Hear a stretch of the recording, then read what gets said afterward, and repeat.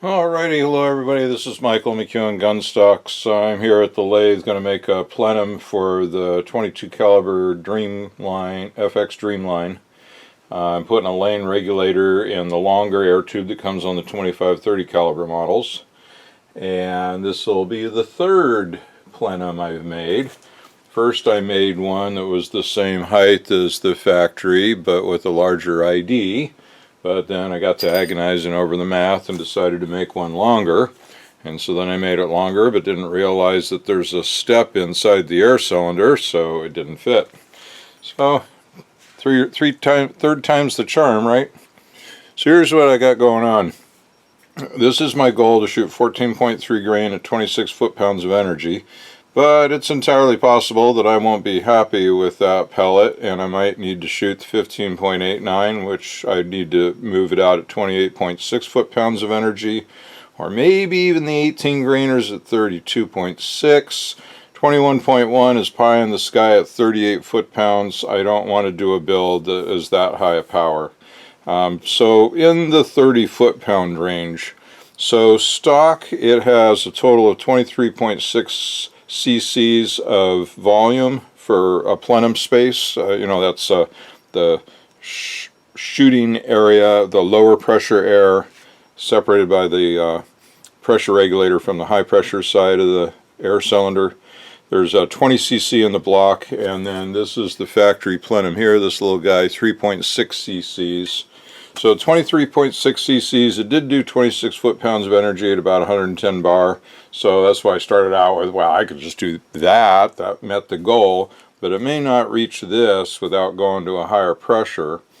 I found very little empirical data on the internet, but I found one fairly reputable, not fairly, he is a reputable person, who was working with the power plenum, which adds 17 cc's to the factory setup, which makes for a total of 40.6 cc's.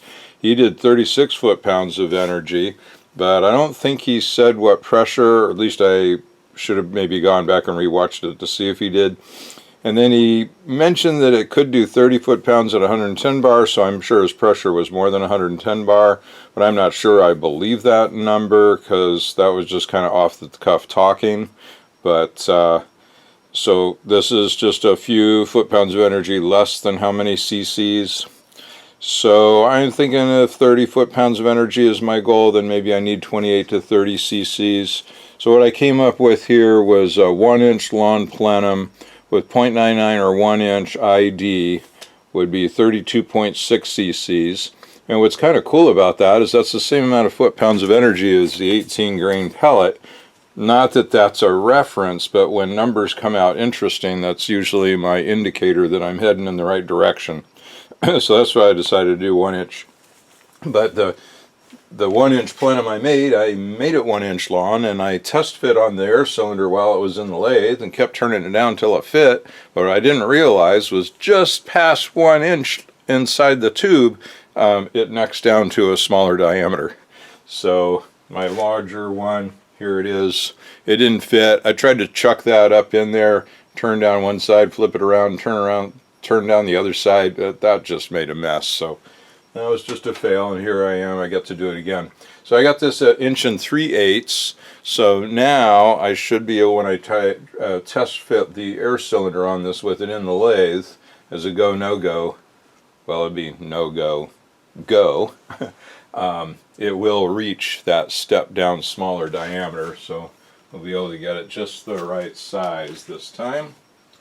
So that took 4 minutes of John to talk about it. So we are going to put it in gear. It's in gear down.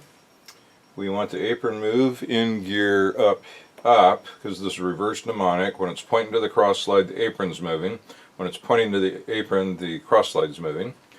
I call this part is the apron. The whole thing is carriage. I should probably call it carriage, but I use the terms interchangeably. I got the stop in place here. We are free to turn. Oh, I want to increase the speed here so we don't take all night. Even though, let's see, it's 9:15 in the evening, it is 92 degrees in the shop. So I don't want to waste any time, and I might give up before we're done. Alright, we got the speed set. We're in gear. This is going to be kind of a fairly quick cut. And alright, when I engage the clutch, I'm going to be looking that the apron handle is moving this way. Here we go.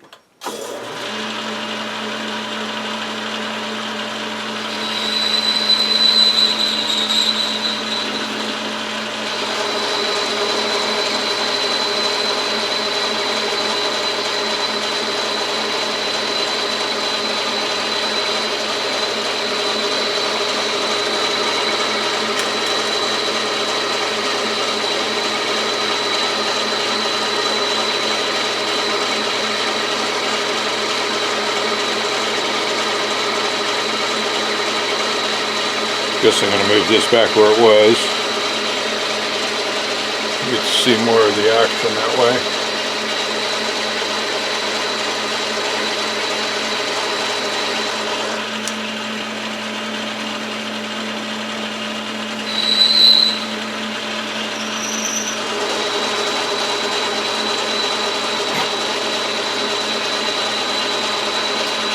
So that's why the lathe is a mess. I've already cut 2 of these. I like the lathe to be clean. It'll be clean again soon.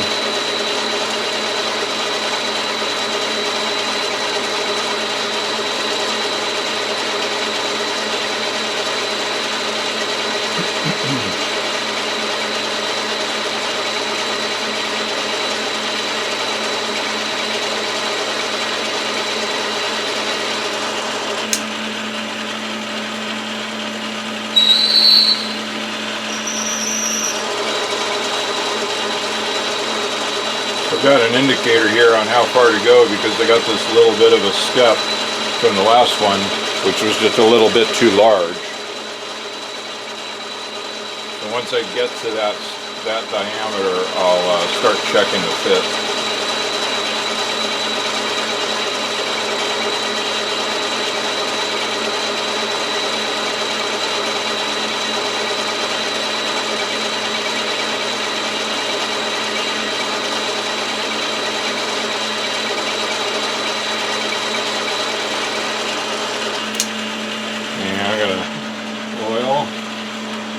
I use a goldenrod pump oiler, hydraulic fluid in it, ISO 32 I think it is, but I'm not going to double check right now. And use that to pump it in the back gears.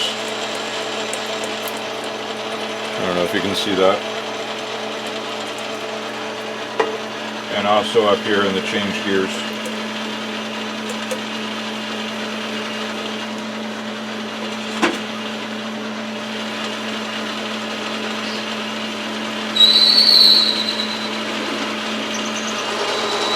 The original manual for the lathe, it's a 1942 Logan engine lathe, model 920, 11-inch swing over the bed. The original manual called for grease in the back gears, but I chose to not do that, although it requires frequent oiling by not having grease, but grease tends to hold chips. Not that chips are likely to get back there, but you'd be surprised, the stuff gets flying around. Actually, you can see it flying right now, huh? So I decided to go with oil because the chips wash out of the gears with oil instead of get stuck in there with grease.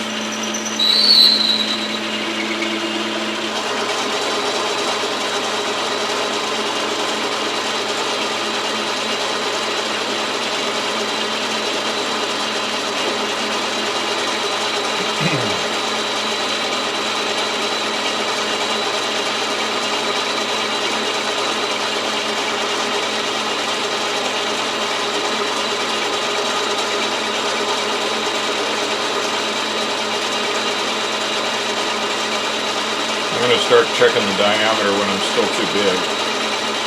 I want to experience hitting that stop and then being free of that stop. So we're getting close.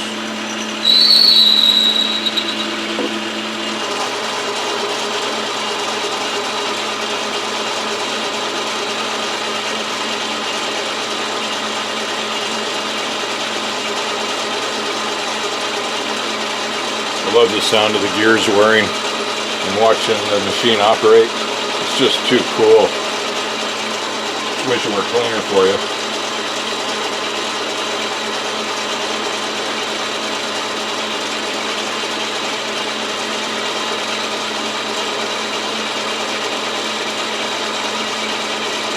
You know, a lathe cleans up surprisingly quickly and easily. All these cheap chips sweep up and wipe up quite easily. And that was probably too fine a cut. I don't want to overdo it.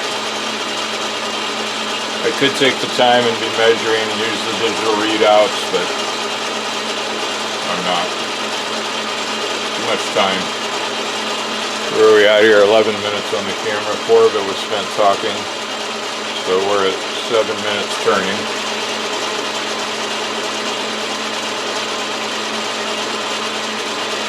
You say 4 minutes talking, you haven't shut up yet.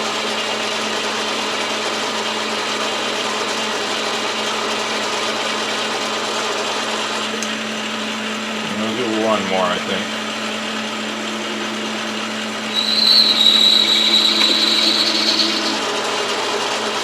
I was on the local outdoor radio program today talking about the night sky. I do astronomy, and it would be nice to pick up a couple or 3 paid astronomy gigs a month. I barely survive in my web business sometimes. If I end up with extra money, I'm investing in hex coin.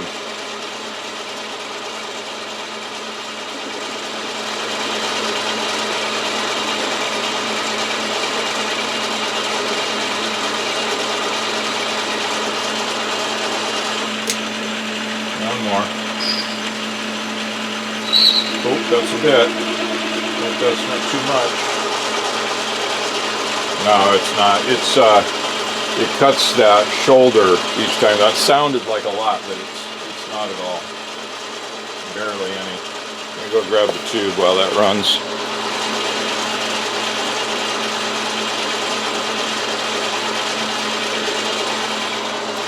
I was curious if this is steel. Nope. It's pretty heavy.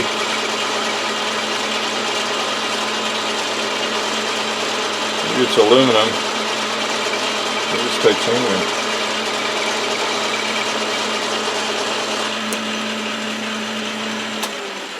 Alright, pretty sure that's too big. That's what I wanted.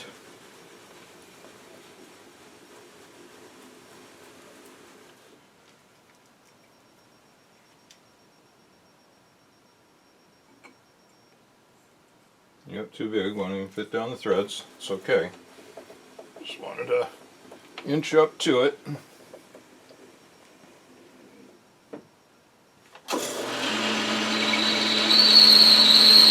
Actually, not inch up, thousandth up. It's my attempt at machine shop humor.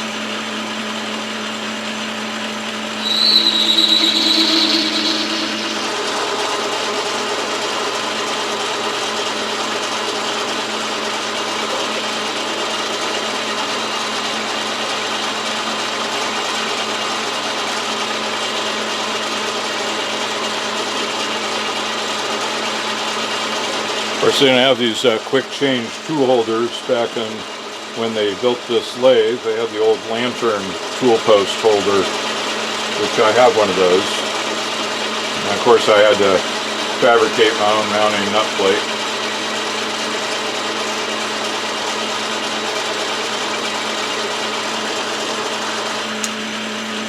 Well, I'm sure this is still too big, but Just want to check.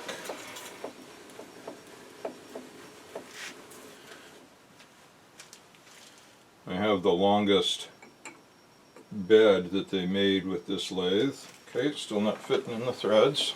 Once it fits in the threads, it won't fit past that step. And having a long bed is very handy. Of course, the serial numbers don't match.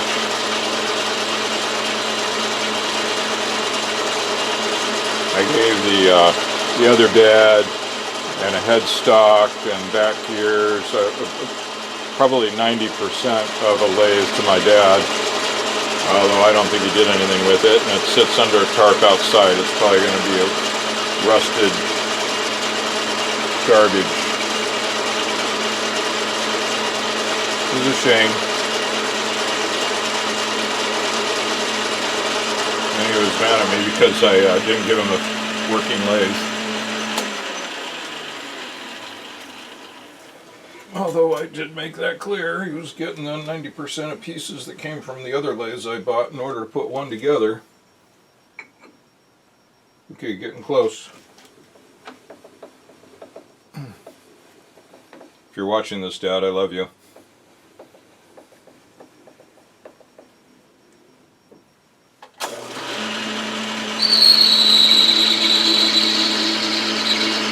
He's 82 years old.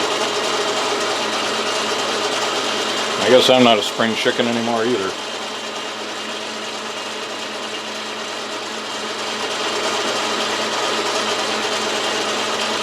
I'm a tough and grizzly rooster.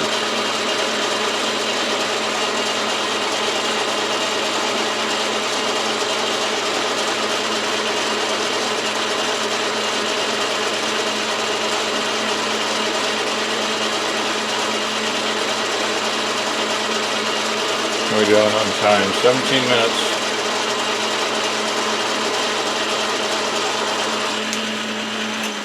Okay, you see just the barest hint of my shoulder there. So it's got to be close. Okay, still doesn't fit in the threads. Good. I want it to be as large diameter as possible, so I don't want to just, hog it down.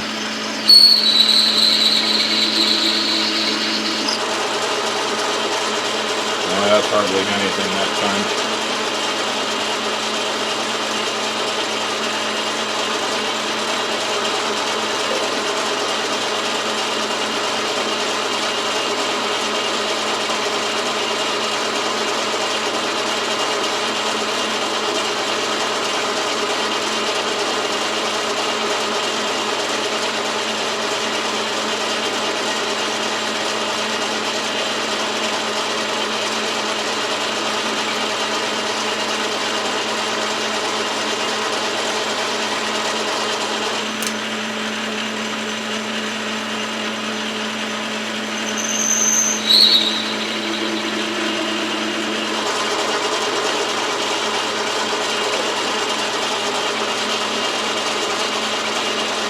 We'll check it after this pass.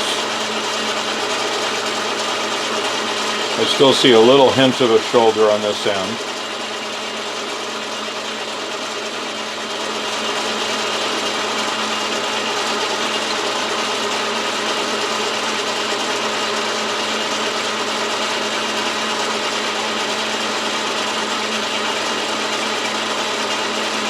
Well, I don't think the gun's expensive enough for this to be titanium. It's probably aluminum.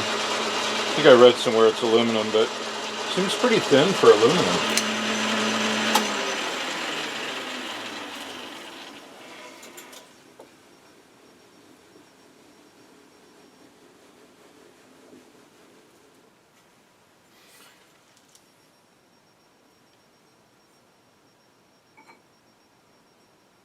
Okay, almost fits into the threaded section.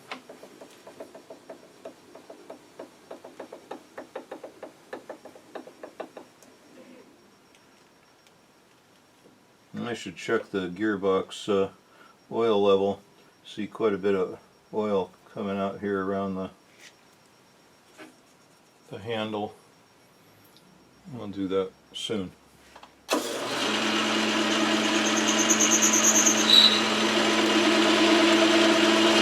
I have it filled with hydraulic fluid. Fill it with the goldenrod pump oiler. Do a little hole right here. Yep, it's right here.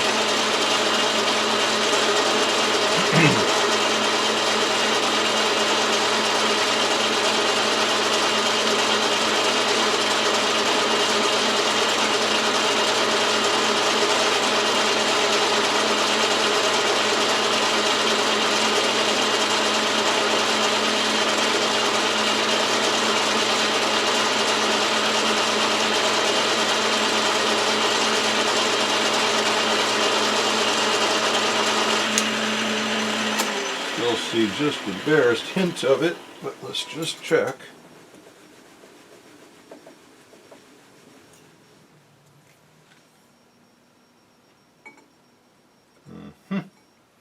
Almost fits.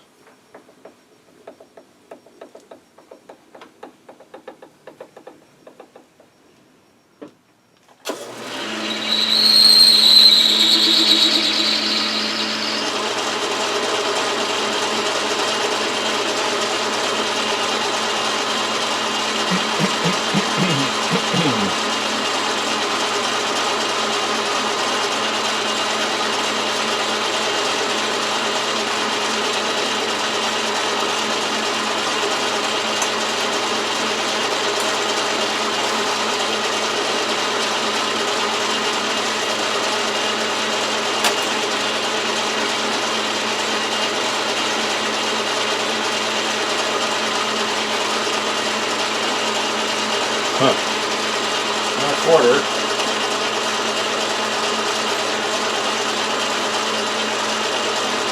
Well, 5/16 will work, I guess, but it's somewhere in between.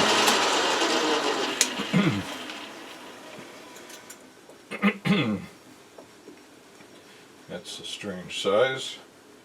Guess it's a crescent wrench size.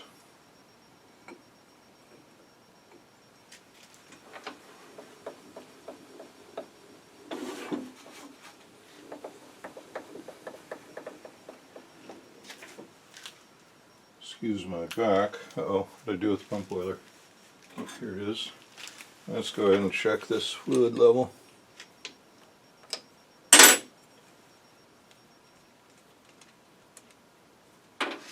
And I have a flashlight over here.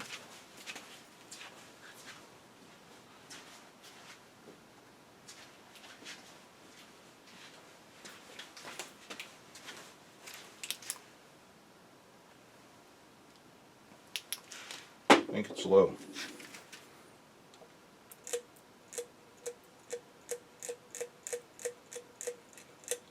It is low.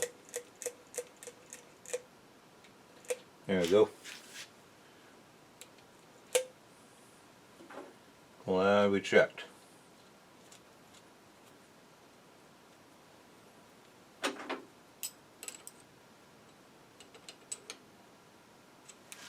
Okie dokie. Back at it. Oops. Got one of those little magnet dishes back there for it. Okay, where are we at? We are making a cut.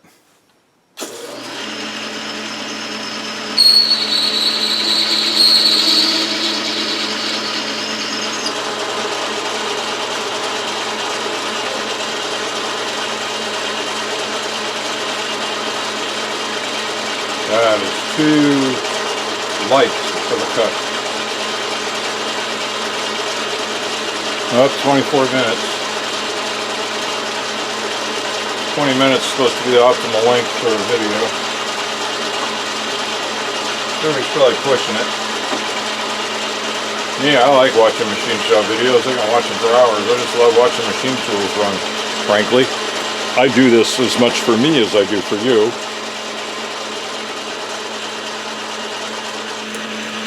Yeah, I'm going to do another one.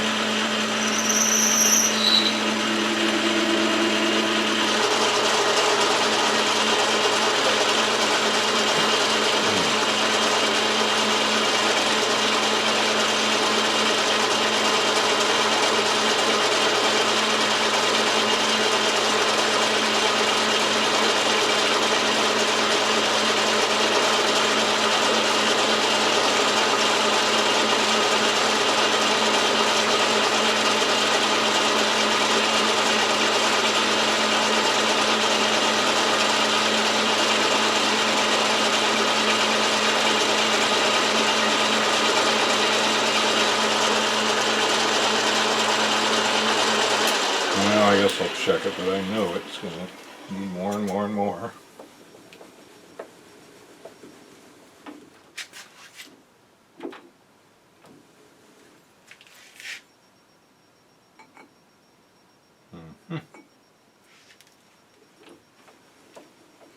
Interesting little spots here. I just see alloy has little strange little spots.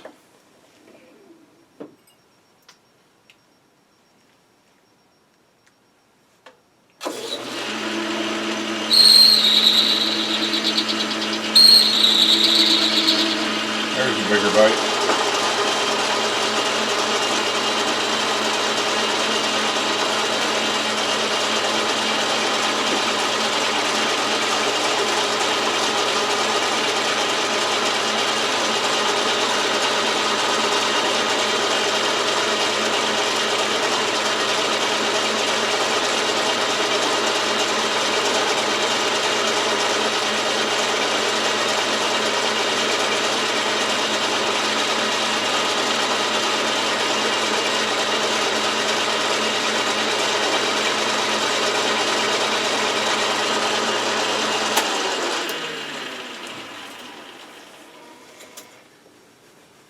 Crankety, crankety.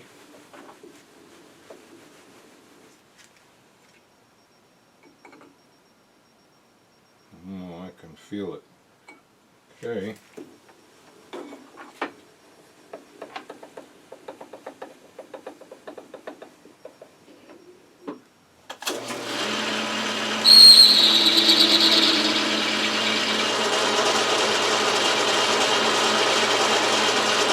This ought to get past the threads, and then I want to feel that stop.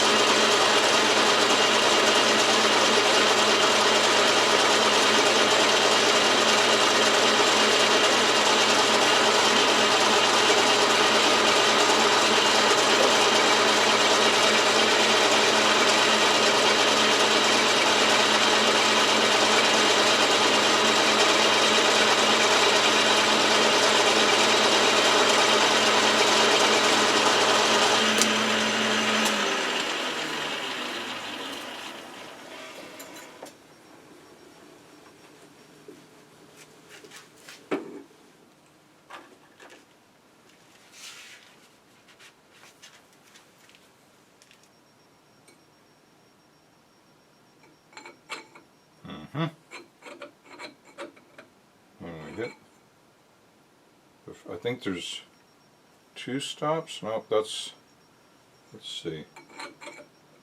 Nope, that must be the stop right there. Okay, cool.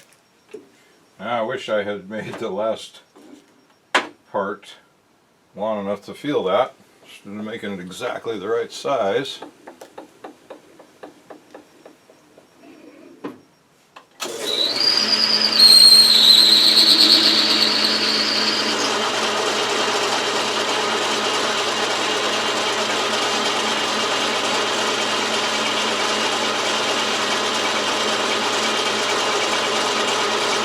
When we bore the hole, we'll get to use the drawbar.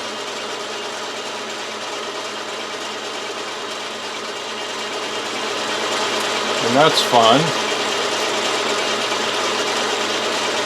Drawbar. Boring bar.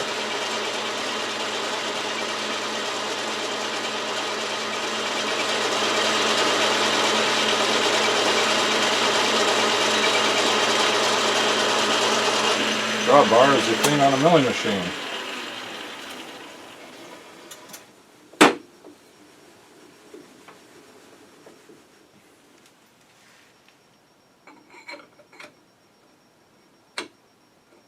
Alright, so yeah, I think the first stop was just past the threads, and now we're hitting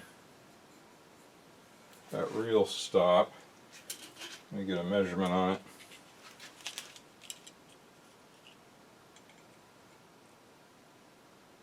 It's about there, which is about there.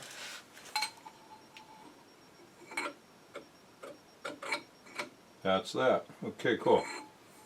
Wonderful. So now just a little bit more, and now to slip on there.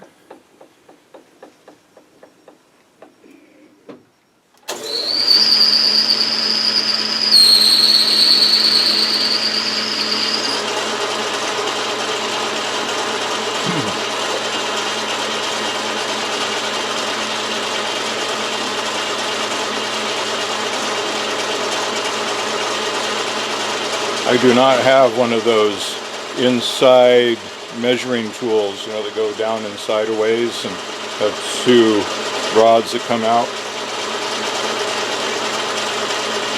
So we're doing trial fit. Frankly, even if I did measure, it would still be trial fitting. It's probably faster.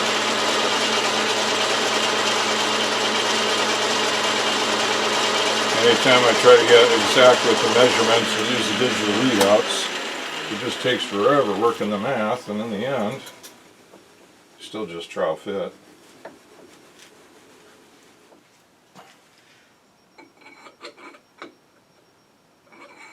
Close.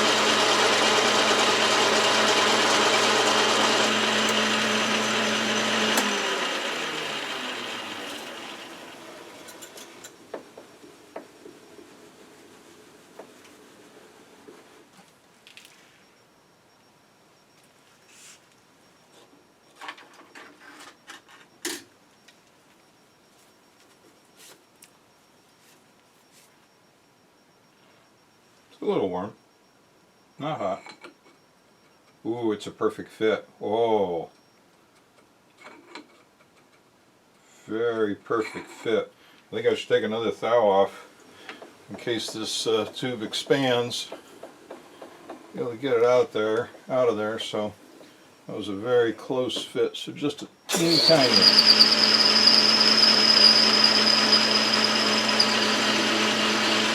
Oh, and maybe we can do a smoother cut.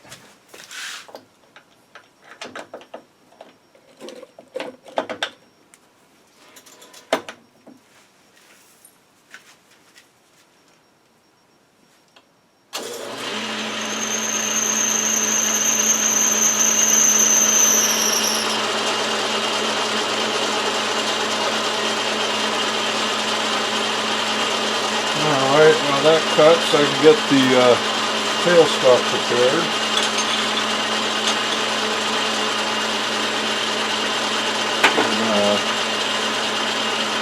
Center drill.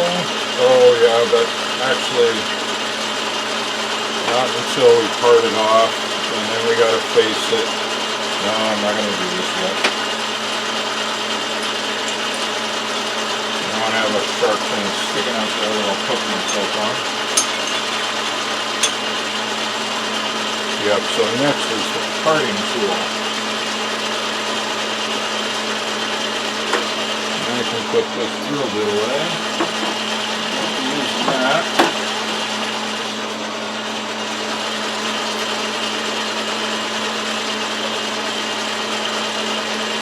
That was a pretty light cut, alright.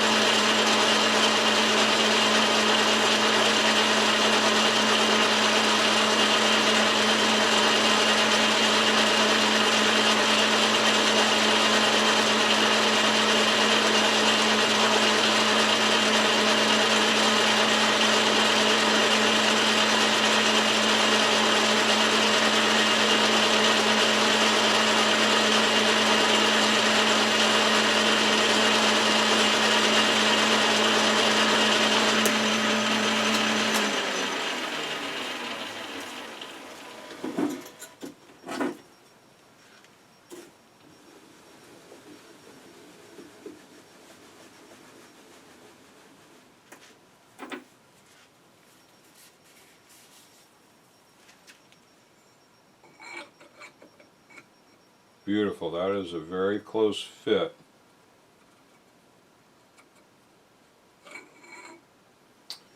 Okay, gotta take a cool off break, and you gotta take a break from watching things spin.